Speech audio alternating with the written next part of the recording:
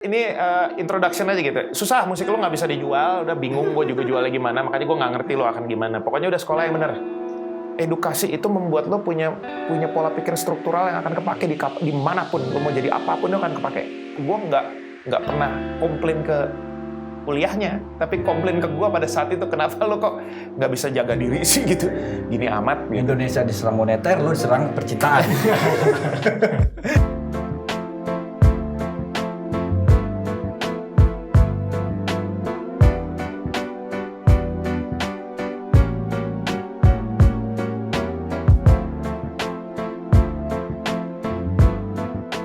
Balik lagi sama kita di podcast Dialog Kita. Kali ini kita bakal kedatangan siapa, Mas? Hari ini kita kedatangan, mungkin orang-orang nggak banyak tahu nih. Kalau ini Gak banyak tahu, sembarangan lu. Coba jelasin dulu. Nggak banyak tahu kalau dia lulusan EVA, lulusan Fakultas Hukum. Tapi dia, ya harusnya masyarakat udah banyak tahu tentang namanya. Hari ini kita mengundang Bang Marcel.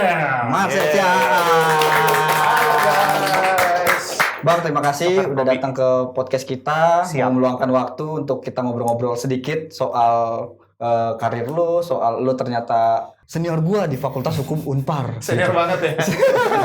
Angkatannya perlu disebutin kan nih? Angkatan 96 sebutin aja. 96, gua 2010, cukup jauh ya Bang ya? Lumayan. 14. Tapi gua boleh manggil sel-sel aja gak sih? Enggak.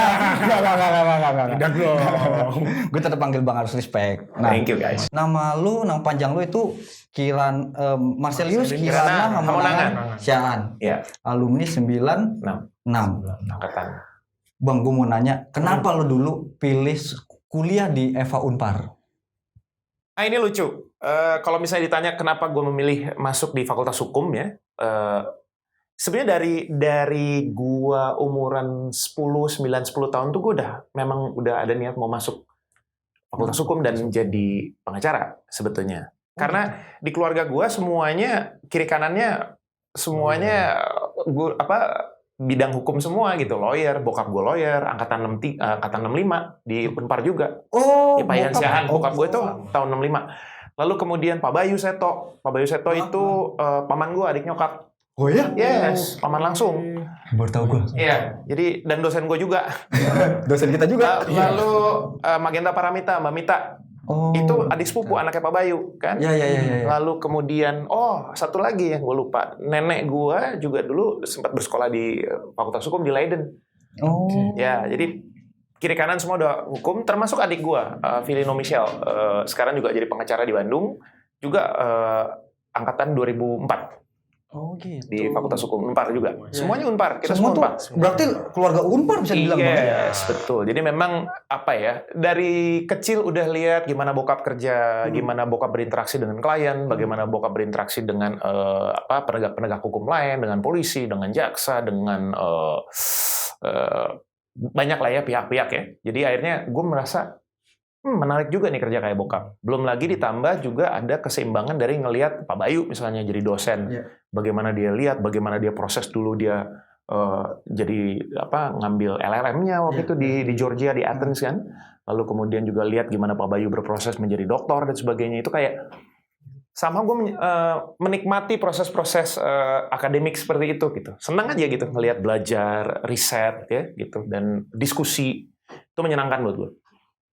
Cuman memang kalau dilihat dari secara bakat pada akhirnya gitu, walaupun gue juga mengambil bidang yang sama, lalu kemudian juga ikut ujian advokat yang sama gitu ya, tapi pada akhirnya ketertarikan lah yang membawa gue akhirnya menjadi konsultan kekayaan intelektual, lalu kemudian juga menjadi mediator lebih ke sana ya, dan adik gue lebih kepada benar-benar pengacara yang litigasi ya, banget gitu kurator dan sebagainya gitu ya, likuidator.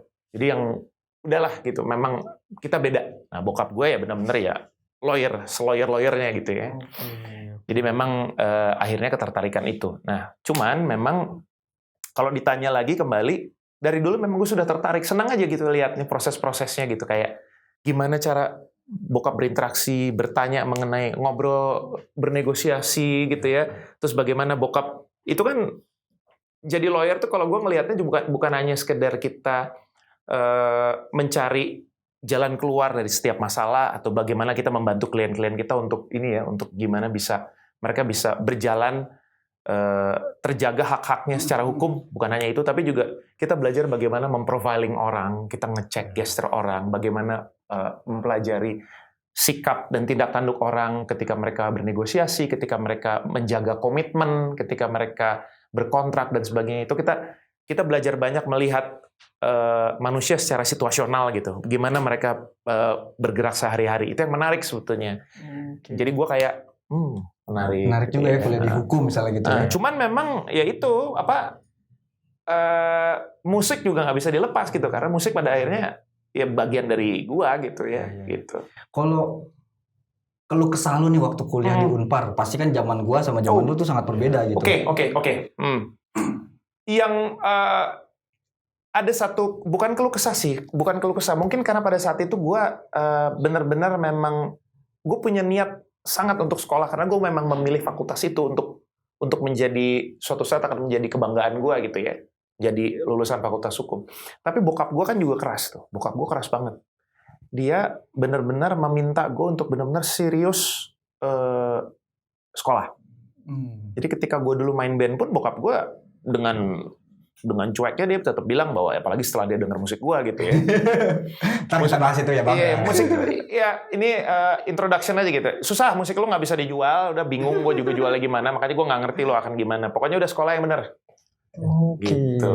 Jadi ya udah bokap sangat keras pada saat itu dan benar-benar meminta gue untuk menyelesaikan sekolah gitu. Jadi kalau ditanya keluh kesahnya apa, gue sih tidak pernah berkeluh kesah, tidak pernah ada masalah gue. Hanya mungkin di masa-masa ketika krisis moneter ya, tahun 98, 97, nah itu gue ada satu turmoil pribadi lah, ada satu ups and downs pribadi yang gue alamin pada saat itu, dan kemudian itu cukup berpengaruh pada kondisi akademik gue saat itu. Biasalah. Dunia percintaan. Wah. Ya, biasa. Lalu kemudian mulai kacau, ditambah lagi juga masih ngeband, tuh lagi ngeband gila-gilaan, masih hitungannya bukan petongkrongan tapi nongkrong. Jadi lumayan tuh. Lumayan banyak menyita waktu ya. Akhirnya pada saat itu kuliah gue lumayan ngedrop. Jadi gue nggak pernah komplain ke kuliahnya, tapi komplain ke gue pada saat itu, kenapa lo kok nggak bisa jaga diri sih gitu, gini amat. Gitu. Indonesia diserang moneter, lo diserang percintaan. Ya kan? Percintaan dan ya apa ya, maksudnya momen-momen di mana gue struggling dengan kondisi-kondisi keluarga, kondisi-kondisi kuliah, kondisi-kondisi gue harus menentukan, oke, ini mau ngeband terus atau enggak, dalam kondisi ekonomi seperti ini, lo mau gimana nih? Lu ngeband tuh dari kapan sih Bang? Gue ngeband sama Pupen itu dari tahun 92 sampai tahun 98. SMA gitu. SMP. Album pertama gue tuh SMA kelas 1 tahun 94. Ya. Bang, tapi sebelum kita bahas band, gue mau nanya nih. Zaman gue kan udah terbantu tuh kalau kita ngeriset hukum ada Google. Ya. Zaman lu tuh Bang. Wah. Selain amal soleh ya. Amal soleh itu menentukan, karena kalau gitu nanti suatu saat kita pasti akan ada yang bantu gitu ya. Ya mungkin keberuntungan gue adalah gue dikelilingi orang-orang yang itu tadi punya banyak referensi ya untuk riset. Walaupun pada saat itu gue skripsi gue pidana pada saat itu mengenai RUU Perlindungan Saksi. Lu sampai sekarang aja masih gitu ya judul skripsi ya? Iya, RUU Perlindungan Saksi, dan gedungnya udah ada kan sekarang. Iya. Perlindungan Saksi. Jadi pada saat itu riset gue memang tertarik karena banyak hal-hal yang terjadi lah di dalam bagaimana kita mengelola saksi-saksi, terutama saksi pidana pada saat itu. Jadi gue tertarik. Nah untungnya ya gue menggunakan banyak fasilitas-fasilitas itu, gue bisa punya privilege untuk bisa berkonsultasi langsung, misalnya atau misalnya diskusi dengan ahlinya dan sebagainya, ya. Dan sekaligus juga ya itu ada beberapa teman gue, salah satunya ada sahabat gue Adida Simanjuntak, ya itu dia putri dari Bapak Marsilam Simanjuntak. Kalau tahu ya, Bapak Marsilam ini kan terkenal bisa dibilang sumber referensi berjalan lah, bukunya banyak banget. Dinda zaman gue dibilang Google berjalan. Yes, Dinda itu suka baca. Jadi beberapa literatur itu gue sempat pinjam sama Dinda untuk baca gitu. Karena dia yang banyak memberikan literasi ini. Sisanya memang riset aja. Dulu internet masih pakai yang tahun itu 2001 ya, gue skripsi itu ya internetnya masih yang nggak kayak sekarang gitu. Internetnya masih yang awal-awal tuh. Oh, ini Pak langsung dari apa? Telepon umum Iya, gitu yang kayak telepon gitu yang kan. Tutut, Iya, iya, tutut, iya, yang gitu iya. bunyi. Tuh gua dulu sampai digembok tuh telepon gua tuh, Bang. Masih Saking nggak boleh. Iya. Ada beberapa referensi dapat dari internet gitu ya, tapi ya nggak kayak sekarang gitu. Iya. Internetnya Kan juga kalau sekarang masih bisa dari handphone segala paling macam. hanya kayak misalnya fakta-fakta mengenai cerita-cerita dari referensi newspaper, dari koran-koran, udah gitu kan. Mengenai pelindungan saksi kan banyak di negara-negara ini ya, maksudnya yang basisnya common law kan, gitu. Jadi banyak gue dapat dari sana gitu. Gitu sih paling. Jadi kalau ditanya komplain mengenai kampus, ya mungkin pada saat itu ketika pada tahun 98 lagi krisis moneter ya, pada saat itu lagi orde reformasi juga banyak demo tuh di kampus kan. Kadang-kadang keganggunya itu doang. Lu salah satu ikut demo nggak? Enggak, karena gue takutnya gini, bokap gue tuh nyuruh gue kuliah yang bener. Oh. Jadi kalau contohnya ikut-ikutan Nah begitu itu, ntar gue lebih takut sama bokap gue. Kayaknya bokap lu galak banget, Bang ya. Gue nggak peduli presidennya mau apa pada saat itu. Bokap gue juga apalagi nggak peduli mau presidennya siapa kayak, mau presidennya Gaban kayak Sariban kayak, nggak peduli. Karena kita cari makan sendiri, Bang ya. Kenapa? Karena kita cari makannya sendiri. Exactly. Iya, dan buat bokap kuliah aja, udah kuliah yang benar, sekolah yang benar. Karena dia prinsip banget gitu. Apapun itu, edukasi itu membuat lo punya pola pikir struktural yang akan kepake di manapun. Lo mau jadi apapun lo akan kepake. Oke. Gitu. Nah, tadi ngebahas soal band lu Pupen gitu. Gue sebenarnya penasaran. Pupen kan zaman dulu itu ya. Padahal gue juga waktu itu mungkin masih bocah lah ya. Iya. Umur 4 tahun kali itu. Iya. Tapi sampai saat ini gue tahu band Pupen itu gitu. Karena gue sempat main musik di dunia underground juga. Iya. Sempat tahu lah gue. Yes. Nah, lu tuh SMP udah main drum lagi. Iya. Itu kenapa tuh? Salah satunya karena gue dulu ini, yang paling terasa adalah karena gue main skateboard. Ya, jadi gue berangkat dari komunitas skater. Gue dulu mainnya pertama di sekolah dulu, di Aloysius. Gue sekolah di Santo Aloysius Bandung. Oh, iya. Ya, main di lapangan basket. Itu masih olahraganya masih niche lah, beberapa orang doang gitu ya. Ada teman-teman. Nah, kebetulan di senior-senior gue ada beberapa yang memang udah lebih dulu main skate. Ya kayak Otong Koil. Oke. Ya. Itu Otong Koil main skate gondrong juga ketua Oh, belum lah. Jadi, Maksudnya belum. Belum ya? Terus Aryan dulu Aryan di 13. Aryan 13 dulu di Aloysius juga. Lalu ada beberapa lah. Karena kan itu komunitasnya banyak ya di zaman dulu tuh skate di Bandung itu ada yang dari Taman Lalu Lintas. Taman Lalu Lintas itu dulu gengnya timnya namanya Street Spiders. Kalau di Bandung. Lalu kemudian ada dari Gedung Sate, anak-anak Gedung Sate, terus belum anak-anak dari Turangga, Buah Batu. Gabungnya semua di mana. Nah, itu beda-beda tuh, mereka ada komunitasnya sendiri-sendiri. Nah, waktu itu gue main kemana aja karena gue sendirian. Gue nggak di dalam geng mana-mana. cok aja Iya. gitu. Cuman rumah gue memang jalan kaki itu cuman 10 menit ke Taman Lalu Lintas. Iya. Rumah gue tuh di tengah antara Gor Saparua dan Taman Lalu Lintas, kebayang nggak? Jadi ke Gor Saparua cuman 5-10, nggak sampai 10 menit. Ke Taman Lalu Lintas juga nggak sampai 10 menit jalan kaki. Juga. Sekolah gue kurang dari 20 menit.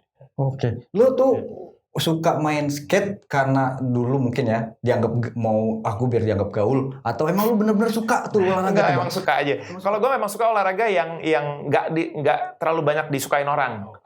Jadi kayak orang-orang dulu di Aloysius ya, di sekolah gue kan rata-rata yang diperhatiin adalah mereka suka main bola, main basket gitu. Di Aloysius tuh sampai sekarang tim nasionalnya bayangin gitu, 5 orang tuh bisa timnasnya 2, sisanya tim Porda gitu kan. Iya kayak gitu-gitu. Dan sangat disupport ya olahraga-olahraga yang olahraga-olahraga yang aman lah, istilahnya internationally well known gitu kan, kayak gitu. Bukan berarti skate nggak dikenal well known, tapi ya kayak gitu, olahraga yang umum lah ya, sepak bola, basket gitu, mereka lebih disupport gitu. Oh, nah skate ini kan biasanya identik sama memang musik sih. Tapi yang gue tahu biasanya kalau kita main skate tuh biar semangat, kita ngetrik, mau ngeflip, atau kita awal belajar ngepop ya kan ibaratnya gitu. Itu kan kita biasanya enak denger musik tuh. Iya. Gitu, denger minimal kayak gue misalnya denger lagu punk. Gitu. Kalau lu denger lagu apa influence lu waktu itu, Bang? Dulu waktu gue mulai main skate itu tahun 88-89, salah satu album yang menginspirasi gue itu Metallica yang Injustice for All. Oke, Metallica tuh. Injustice for All. Iya. Spesifik yang itu. Sama ya Master of Puppets. Iya, Master of Puppets. Cuman buat gua itu lagi Metallica juga ada ininya, maksudnya ada fans beratnya gitu. Ada beberapa yang memang suka banget dengan album misalnya Ride the Lightning gitu ya. Ada yang ngefans banget sama Master of Puppets. Nah, gue tuh ngefans banget sama album ini, album Injustice for All. Bahkan gue bisa dengan berani bilang bahwa buat gue Metallica tuh berhenti di album Injustice for All. Album Black itu udah bukan Metallica menurut gue. Enter Sandman tuh menurut gue udah bukan Metallica lagi. Buat gue Metallica tuh ya. Gue malah sukanya Enter Sandman tuh, beda tuh ya. Iya beda. Injustice ke belakang itu menurut gue Metallica. Setelah itu udah bukan Metallica lagi. Mereka udah band pop menurut gue. Terus udah gitu SMP main skate. Mulai main skate itu album ini Red Hot Chili Peppers yang album Mother's Milk. Album Mother's Milk, lalu kemudian Blood Sugar Sex Magic. Ya, nah, makanya dua album itu nemenin banget. Tapi jangan salah, di selain lagu-lagu itu, karena gue memang suka dengerin banyak musik dari kecil, gue juga dengerin, tahu Enya nggak lo? Enya? Wah nggak tahu tuh Bang. Dia klasik kontemporer gitu, jadi penyanyi kayak lagu-lagu chill gitu. Tapi dia klasik basicnya. Dengerin ya Enya. Terus gue dengerin musik-musik new wave, elektronik. Kayak siapa tuh? Mungkin kalau angkatan lo The Cure tahu ya? Oh The Cure, oke. The Cure, terus Joy Division, Joy Division. New Order. Ya, kalau gue lebih suka yang agak lebih gelap lagi, Depeche Mode. Depeche Mode. Terus kalau yang agak ngebandnya Tears for Fears, Duran Duran. Duran Duran. Ya kalau itu gue tahu. Ya. Aha, yang kayak gitu-gitu. Tapi gue dulu memang dari dulu sudah suka sama musik-musik yang agak gelap. Makanya kalaupun elektronik pasti dengernya Depeche Mode. Lalu kemudian mulai pelan-pelan naik ke dengerin Nine Inch Nails. Dengerin Filter, dengerin terus ya kalau sekarang ya Rammstein gitu kan. Industrial gitu kan. Nah, itu yang bikin yang nemenin lu main skate dan itu juga nggak sih yang bikin lu kayaknya karena yang lu sebut-sebutin itu kan drumnya kan bukan yang gampang, Bang. Belum selesai. Ada musik pop juga gue dengerin. Jadi pada saat SD itu, nah genre ini sekarang udah dibilang nggak ada lah. Pokoknya kalau lu denger genre itu pasti identiknya dengan anak-anak 80-an. Nama genrenya adult contemporary. Adult contemporary itu sebenarnya pop kreatif lah gitu. Nah, popnya zaman dulu tuh tahun 80-an tuh nggak kayak sekarang popnya. Jadi zaman dulu tuh popnya tuh gabungan antara jazz, ada fusion ya. Zaman dulu kan fusion jazz tuh ada yang East Coast sama West Coast gitu, beda tuh. Nah, itu terus kalau zaman dulu tuh popnya chordnya pokoknya nggak simple. Kalau sekarang kan udah dibayar bisa tiba-tiba minor. Banyak jazznya, banyak jazz sama soul. Waduh. Jadi pop paling simple ya zaman itu Michael Jackson, bayangin nggak? Ya itu pop. Michael Jackson tuh paling pop. Wah itu kalau main gitar susah banget. Itu dia. Michael Jackson tuh susah, tapi banget. Dan itu paling pop. Bahkan Michael Jackson kan yang paling strict. Dia paling nggak mau diiringin dengan chord-chord yang terlalu banyak yang jazzy gitu. Iya. Dia bisa negur pemain keyboardnya dengan nggak, ini pop. Michael Jackson itu pop bukan jazz gitu, atau soul atau R&B. Jadi jangan terlalu banyak chordnya gitu. Dia bisa begitu. Nah, itu yang pop kayak begitu. Terus gue dengerin Prince, gue dengerin Sade ya, terus dengerin mungkin kalau tahu Whitney Houston masih dengerin gua. Terus Gloria Estefan tuh. Waduh, nggak tahu banget. My Miss Machine belum tahu. Waduh, ya. Saya terasa terbantai-bantai. Enggak apa-apa. Sekarang nggak usah malu karena apa? Lu dengan gampang nyari. Kalau dulu gua ngomong mana ya gitu, karena nyari referensinya juga susah. Sekarang gua ngomong apa yang ngomong, mungkin lo nggak pernah dengar langsung ya. Tapi begitu lo catat, lo udah tahu semua. Oh kayak gini gitu. Terus itu juga yang bikin lu makanya kayaknya gue ngebentuk band Pupen itu deh. Itu sama, memang gue pengen ngeband, plus ditambah kalau Pupen sih lebih kepada gue sama Robin waktu itu gitaris gue, kita nggak dapat kesempatan untuk bisa nonton Sepultura ke Indonesia waktu itu 7 sama 8 Juli 1992 tahun 92. Gila, sampai apa? Karena tanggal 8 Juli itu akhirnya jadi ulang tahunnya Pupen. Gitu. Karena itu pada saat itu kita frustrasi duaan. Robin waktu itu kalau nggak salah dia nggak dapet tiket atau gimana gitu. Nah ya kalau bang, nggak usah pakai tiket bang, jebolan aja. Nah gua, bokap gua kan, kan, mau nonton konser siapa? Konser ini nggak usah. Nggak jelas gitu ya. Udah kan frustrasi kita. Ditambah waktu itu memang udah pengen, wah kayaknya ngeband lucu. Akhirnya dari situlah berangkat ngeband. Pas gue juga pengen akhirnya dibolehin main band, cuman harus benar ikut les. Jangan main otodidak. Jadi lu tuh les? Gue les di main drum tuh?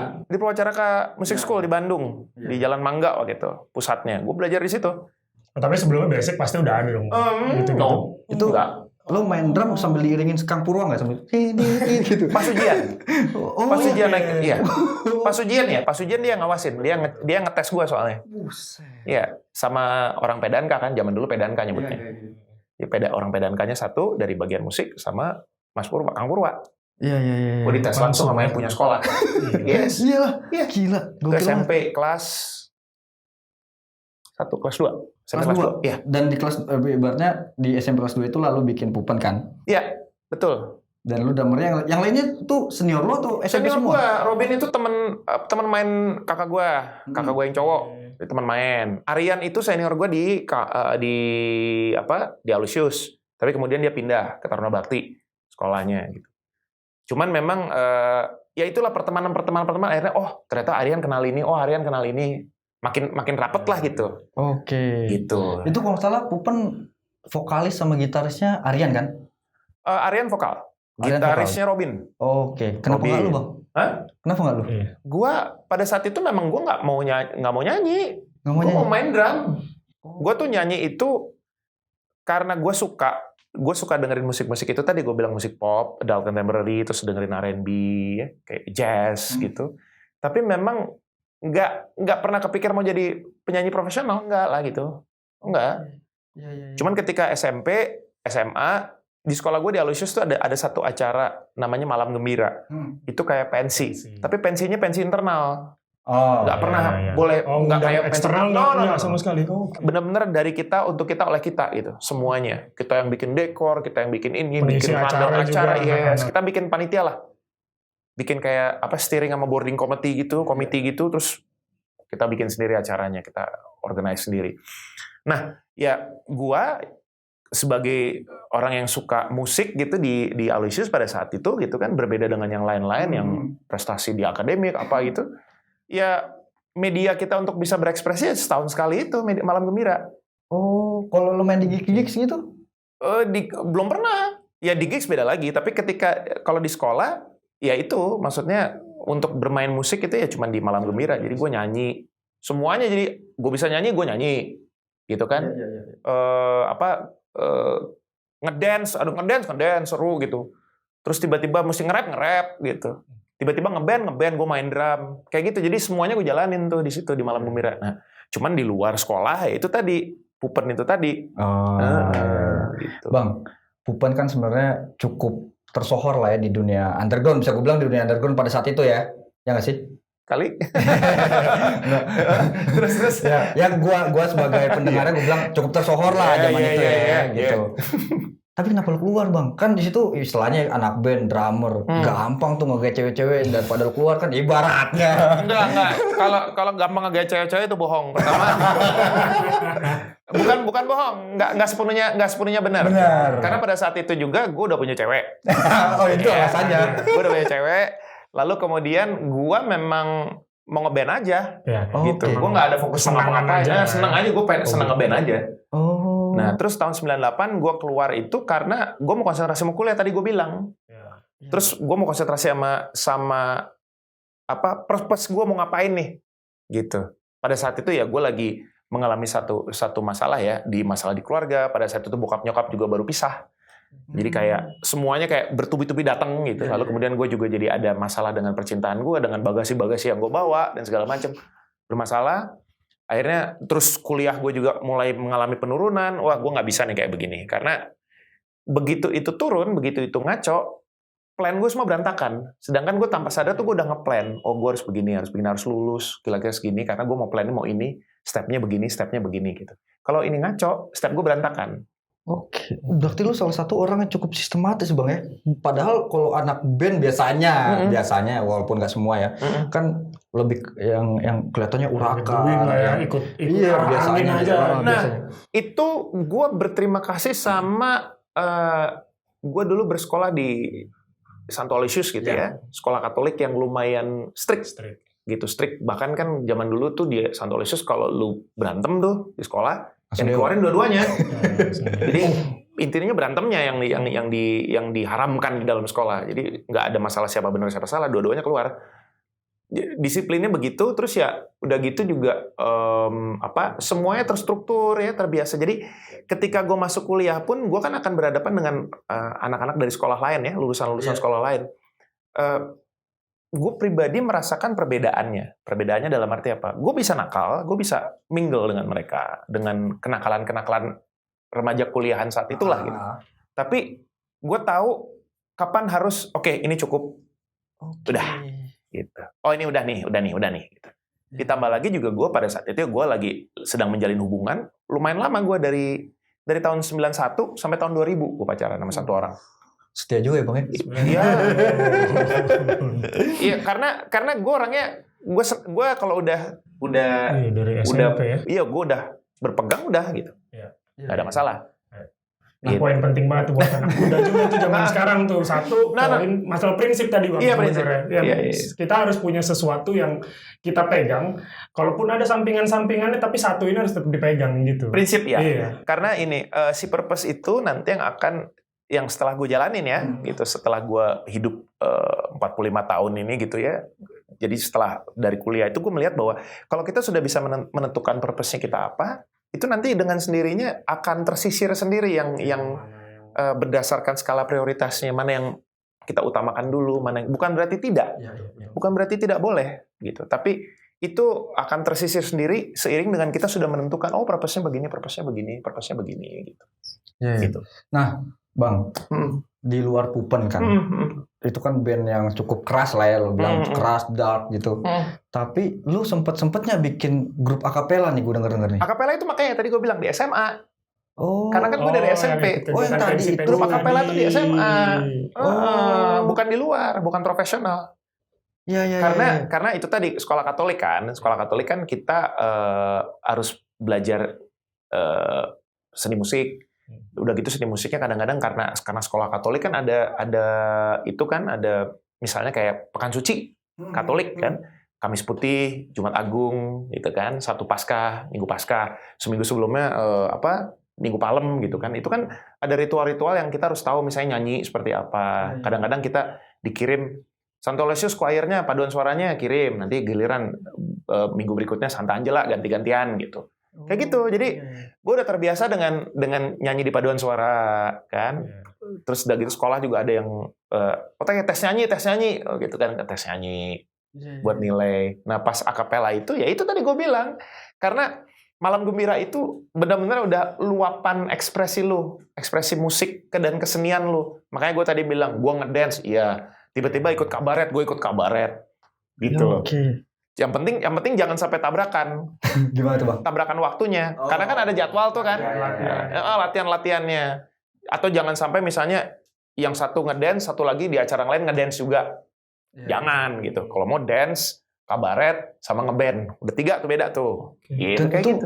Beda alam, bisa gue bilang beda alam semua. Yang satu gubrak, yang satu cuap kan gitu-gitu. Dan serius, kita waktu itu sempat meng-hire pelatih vokal serius khusus untuk itu, bagi-bagi suara, bener-beneran serius. Nah, Bang, lu tadi kan selain ngebahas soal band Pupen, terus lu juga aktif di akapela. Nah, yang kita tahu juga kan lu bikin band juga nih, Konspirasi. Iya. Yang dimana band ini kan beda banget nih sama Marcel, dalam arti Marcel Solo ya, yang ngomongin soal cinta, banyakan sakit hati, galau. Nah, di Konspirasi ini kayak seolah-olah marah-marah terus bandnya. Seolah-olah kayak lu mau mencurahkan emosi lu nih di sini nih. Iya. Itu kenapa tuh Bang? Lu bikin band Konspirasi bareng teman-teman lu yang itu? Membersihkan katup-katup yang selama ini mampet karena gue jenuh gitu. Akhirnya ideas ini bisa disalurkan ke media yang proper, yang seharusnya gitu kan. Melly Goeslaw itu dia adalah yang paling berjasa di awal karir gue. Ya, di awal karir gue tuh yang paling berjasa. Dan itu bisa dibilang dia yang menjembatani gue untuk gue bisa masuk ke dalam industri musik ini sebagai penyanyi. Marcel itu sudah jadi produk kalau jadi penyanyi solo. Dia Ya. udah nggak bisa diutak-utik. Ya. Dia udah jadi satu produk yang lo udah fix. Kalaupun lo berubah, persentasenya kecil.